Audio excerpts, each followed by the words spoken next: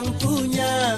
Memandang orang beda dengan sebelah mata. Hei, jangan mentang-mentang kuasa menyuruh orang tolak pinggang setinggi dada. Itu kesombongan, itu keangkuhan.